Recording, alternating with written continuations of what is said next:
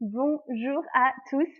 Ici, c'est Margot Robert Winterhalter, thérapeute de couple et tarologue à 3. Et en fait, là, je vous fais une vidéo un peu à la one again parce que je viens tout juste de recevoir le tarot initiatique. Et j'avais très envie, pour la première fois de ma vie, de vous faire une vraie vidéo unboxing, c'est-à-dire une vidéo où je n'ai pas encore touché au tarot, touché à ce que je découvre en fait, avant de vous le montrer. Donc, alors, je l'ai enlevé de son colis en carton, bien sûr, et je l'ai retiré de son enveloppe plastique. Donc voilà, c'est tout ce que j'ai fait avant de vous montrer ça. Et puis j'ai reçu avec la jolie petite carte de Arnaud Malherbe, qui est le concepteur du jeu. J'ai reçu un gentil petit mot avec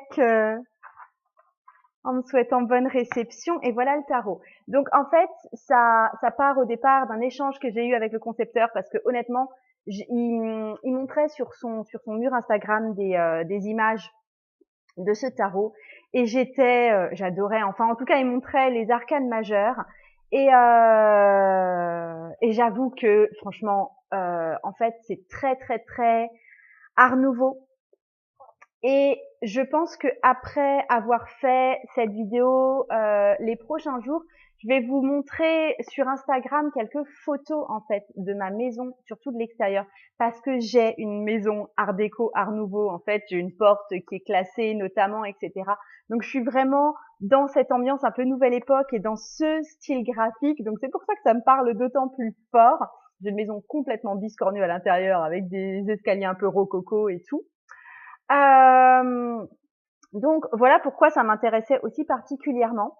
J'avais aussi, vous savez que je relance ma formation initiation au tarot intuitif. Là, je vais ouvrir les inscriptions le 19. Et du coup, j'ai bien envie de me servir, de découvrir ce tarot en réanimant en fait cette formation. Donc ça tombait juste à pic, et donc voilà.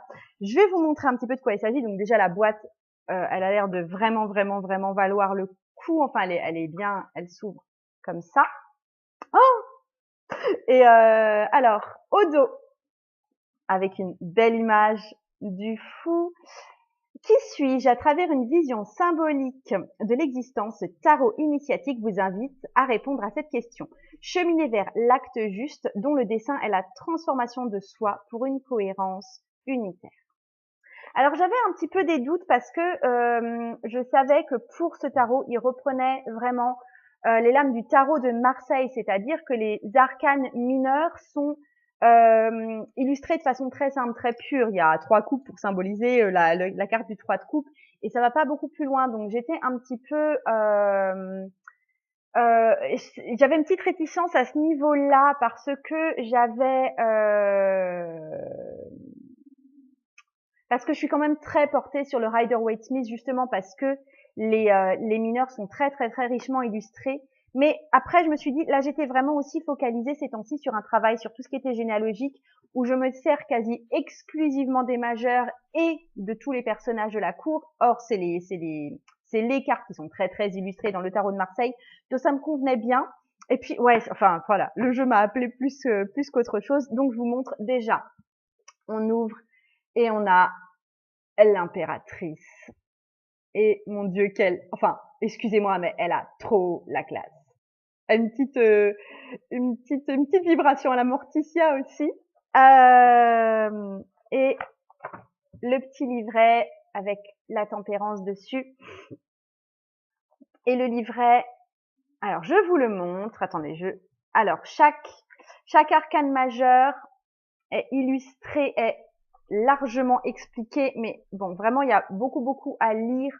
Donc, je vais prendre le temps d'étudier ça tranquillement. Je jette un œil pour les mineurs. Attendez. Ah, le mat est passé, qui n'est pas numéroté, est placé en dernier arcane majeur. Ensuite, on a, ouais, chaque numéro est présenté comme ça avec chacune des suites. Donc il y a vraiment une forte ressemblance avec le tarot de Marseille en fait. Il y a moins de liberté visiblement prise par l'auteur pour les dessins des mineurs, en tout cas des numéros des mineurs. Et attendez, je jette juste un œil au merveilleux personnage de la cour. Mon Dieu, j'ai surtout envie de... Attendez, je vais juste jeter un œil aux reines parce que... Ah, je vais... Alors là, intuitivement parlant, la reine de bâton et la reine d'épée, elles sont juste à tomber par terre. Donc, je vais regarder ça de plus près. Ah oui, il y a aussi 3 degrés de lecture des arcanes majeures. Je ne sais pas encore de quoi il s'agit. Comportement névrotique, quête de l'équilibre, orientation spirituelle. Ah, ça m'intéresse par contre. Ok, bon, bah, je vais un petit peu dépioter ce bouquin. Je pense que je ferai une deuxième vidéo au sujet de ce tarot. Vous savez, j'avais proposé avec le Marielle Tarot un tirage spécifique pour interroger le tarot sur à quoi est-ce qu'il va nous servir dans notre vie à nous, quelles parties de nous vont être appelées par ce tarot, quelle est l'adéquation entre nous lecteurs et ce tarot-là spécifiquement. Donc, je pense que je vais faire la même chose avec ce tarot-là. Les cartes sont hyper grandes. Je sais pas comment je vais faire pour les mélanger. Je pense que je vais les mélanger. Oups, pardon. Je vais les mélanger à la verticale. Excusez-moi pour cette interruption. J'avais perdu l'as de bâton. Donc, je vais vous montrer les arcanes majeures un à un parce que franchement, en fait, c'est très, très, très atypique comme vision de voir les choses. Et ce que j'aime beaucoup, comme pour là, avec le battleur, c'est la mise en perspective, en fait. On se retrouve un peu en dessous, un peu au-dessus, un peu en décalé des personnages. C'est pas une vision vraiment en face à face. Et j'avoue que j'apprécie bien. Ça donne un côté encore plus enjoué et un peu déséquilibré, en fait, à ce battleur. On retrouve aussi bien le signe de l'infini dans le chapeau qu'il porte. La papesse qui est pas tellement plongée que ça dans ses écritures, en fait. Elle a un côté très rêveur et très sagesse intérieure plus que sagesse du livre qui est ici. C'est une religieuse, l'impératrice. J'aime qu'on retrouve le symbole de l'aigle, mais qui n'est pas dans un bouclier à ses pieds cette fois, mais qu'on voit bien par la fenêtre, en fait, et qui est en train de voler en pleine puissance. Et quel est ce côté, enfin, elle a un côté quand même très, très, très érotique, en fait, je trouve. L'empereur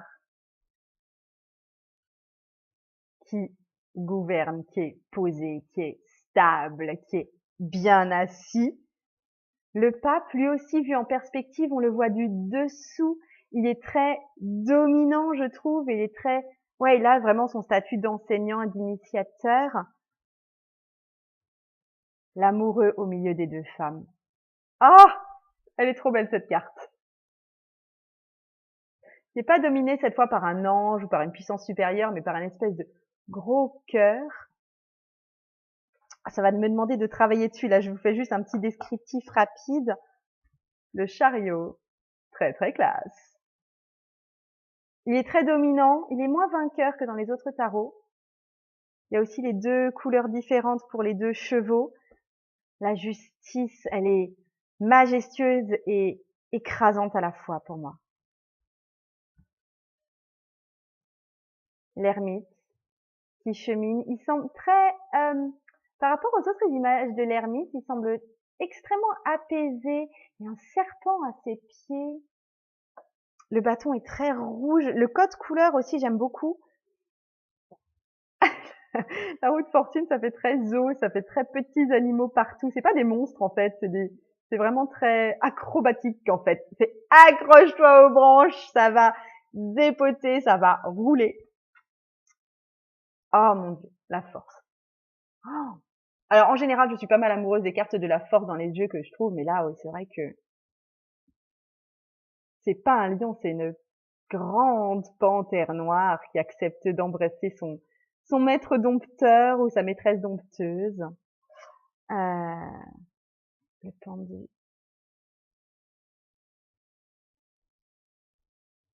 Il fait assez Jones en basket, en fait. La mort. Bon, bah, au moins, ce qui est tranché, hein. La tempérance qui est, alors, pour le coup, là, du coup, je la découvre moins parce que j'avais déjà vu, ben, sur la couverture, etc., mais elle est très, très, très, très belle. Le diable, qui reprend le côté androgyne en fait du côté de Marseille avec ses seins, son sexe. Euh, ouais, il porte pas de flambeau par contre.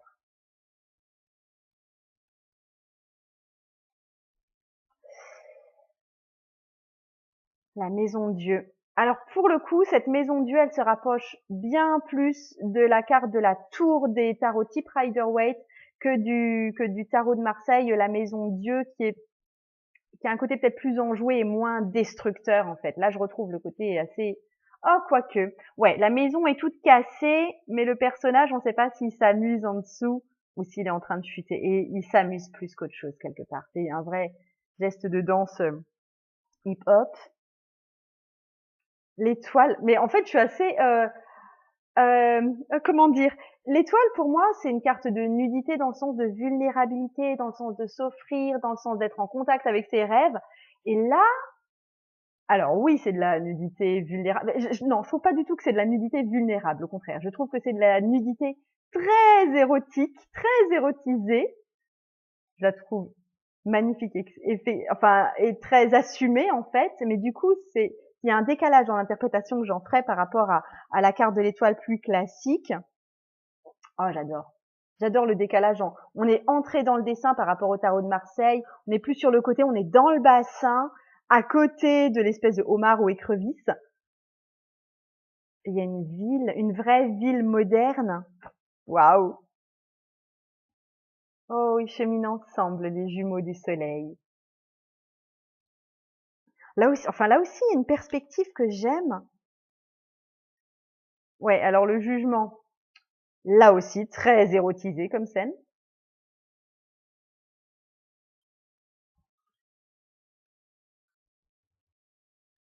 Et le monde où on retrouve une nudité plus innocente pour le coup. Euh, et les 4 éléments qui sont bien à leur place. Oh, j'adore. J'adore, j'adore, j'adore. Et le mat qui est placé en dernier. Le voici. Oh, et puis voilà, je vous passe brièvement les personnages de la cour. Alors, au tout départ, il y a les personnages de la cour des épées. En fait, là, les cartes sont classées. Alors, je vous dis l'ordre. Épée, denier, ensuite, ensuite, coupe et bâton. Enfin, et bâton, comme si je réfléchissais. Et au tout départ, on part en fait du roi et on va vers l'as en fait. Je vous montre juste les personnages de la cour. Le roi d'épée, qui est vraiment... Ah, il a un côté méchant. C'est le méchant du film un peu. La reine d'épée, qui est très basic instinct.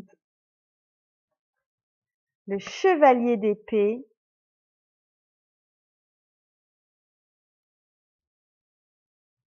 C'est assez gothique en fait, comme esthétisme. Et le valet, qui est représenté sous les traits d'un homme. Et les valets, ils sont souvent, enfin les pages et les valets sont souvent dans une forme d'hésitation et d'hésiter à se lancer justement. Et là, je trouve qu'il a vraiment cette posture d'attente. Ensuite, le roi de denier. Oh là, c'est un joueur. C'est top. C'est un peu Al Capone. Euh, et elle, un peu Marlène Dietrich. Enfin, ouais, dans l'idée, je trouve, ouais. Mais on dirait vraiment des personnages de films, on dirait des affiches de films. Alors, j'avoue que je regrette un peu que les pages ou les valets ne soient pas représentés sous des traits plus féminins parce que du coup, ça fait un jeu qui est quand même très, très, très masculin au final, où il n'y aura pas une image de femme mature, femme plus jeune. Mais alors, franchement, les reines, elles valent tellement le coup. Roi de coupe, la classe. Reine de coupe, la classe aussi. En fait, j'ai du mal à reconnaître la reine de coupe. Pour moi, c'est aussi une image très bienveillante, très empathique, très maternelle. Et là, j'ai du mal à retrouver cette grande humanité. Il y a une espèce de froideur en recul comme ça chez ces personnages. Il y a quelque chose d'assez caustique, en fait, je trouve. Cavalier et le valet. Nathan qui nous offre un verre. Et enfin, les bâtons. Le roi de bâton. Ouais, ils ont vraiment tous la classe, en fait. C'est ça que j'ai envie de... Ouais, c'est ça qui me vient quand je pense à ces personnages-là. La reine de bâton, elle est super belle.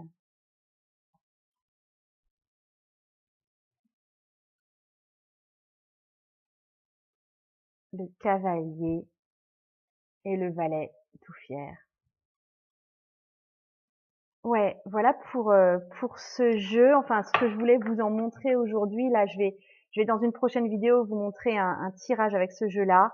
Effectivement, je pense que je vais être obligée de les battre comme ça à la verticale parce que les cartes sont vraiment grandes pour mes mains, ou alors les mélanger sur la table. Je sais pas trop encore comment je vais faire. C'est vraiment du coup, visuellement parlant, c'est super beau qu'elles soient aussi grandes, aussi vives, aussi tranchées, aussi contrastées.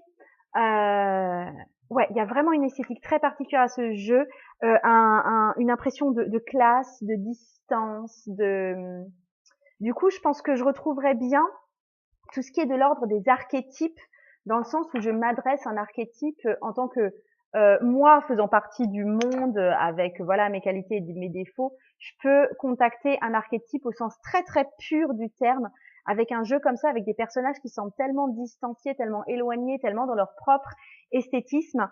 Ouais, c'est peu un jeu, je trouve, qui va qui invite au contact, qui invite forcément à de la bienveillance. C'est plus un jeu, ouais, un peu en recul, un peu froid, un peu du monde des idées et limite de donner un peu des leçons. Ça peut être un guide comme ça en termes de leçons de vie à donner. Je vais voir à l'usage ce que ça donnera. Je vous ferai un retour dessus de toute façon. Je tiens vraiment à remercier Arnaud parce que c'est même la boîte, enfin tout le design du truc est vraiment, c'est très beau, c'est très complet. J'ai hâte d'avoir votre retour aussi parce que je sais que le jeu est en vente depuis très très peu de temps, donc j'aimerais bien avoir les retours d'autres personnes qui en ont fait l'acquisition. Et sur ce, je vous laisse, je vous souhaite une très très belle journée, une très très belle découverte de vos propres cartes de tarot, parce que oui, vous savez que j'achète en fait très peu de tarot là, le Marielle Tarot. J'en ai fait l'acquisition, je crois, il y a 3 mois, et le dernier que j'avais eu avant ça, c'était il y a plus longtemps encore que ça. Du coup, je suis pas une collectionneuse au sens de collectionneuse compulsive. C'est vraiment, je prends vraiment le temps d'intégrer, de me familiariser, de connaître chaque jeu avant de passer au suivant. Et du coup, là, c'est le fait que ce jeu arrive un peu comme ça. Il y a quelque chose d'un peu magique, un peu synchronique. Et donc voilà, une très bonne journée à vous. Je m'arrête là. Je ne vous en dis pas plus. À très bientôt.